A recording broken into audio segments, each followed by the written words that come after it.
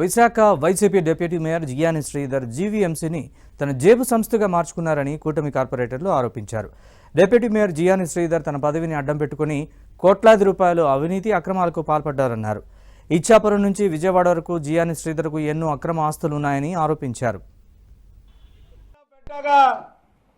మార్చేసినటువంటి deputy mayor Jiyani Sridhar యొక్క అవినీతి అరాచక లైంగిక వేధింపులతో కూడుకున్నటువంటి ఒక నీచమైనటువంటి చరిత్రలో భాగంగా ఈరోజు రెండోసారి సమావేశం ఏర్పాటు చేయడం జరిగింది. మేయర్గా ఉన్నటువంటి గొలగాని హరివెంకట కుమారి ఘోరంత అవినీతి చేస్తే షాడో మేయర్గా డిప్యూటీ మేయర్గా ఉన్నటువంటి జియాని శ్రీధర్ కొండంత చేశాడనడానికి అనేకమైనటువంటి ఆధారాలతో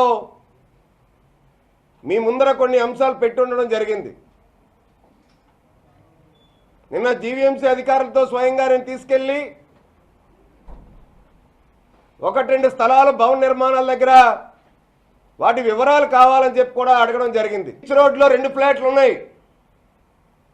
మధురవాడ ఎంబీవీ సిటీ ఏది వైసీపీ మాజీ ఎంపీ ఎంబీవీ సత్యనారాయణ దాంట్లో ఈయనకు ఒక ఫ్లాట్ ఉంది. శ్రీరామ్ ప్రాపర్టీస్లో ఒక ఫ్లాట్ ఉంది ఈయనకి. శాంతినగర్ 52వ వార్డులోనే శాంతినగర్లో మర్రిపాలెం ఉడాలే ఓట్లో ఒక ఫ్లాట్ ఉంది. న్యూ కరాసా ఆయన వార్డులోనే 2 ఫ్లాట్లు ఉన్నాయి. ఈయనకి ఇన్ని ఫ్లాట్లు, అత్యంత ఖరీదైనటువంటి ఫ్లాట్లు విశాఖ నగరంలో నగర నడిబొడ్డులో కోట్లాది రూపాయలు విలువ చేసే ఫ్లాట్లు ఎక్కడి నుంచి వచ్చినాయి?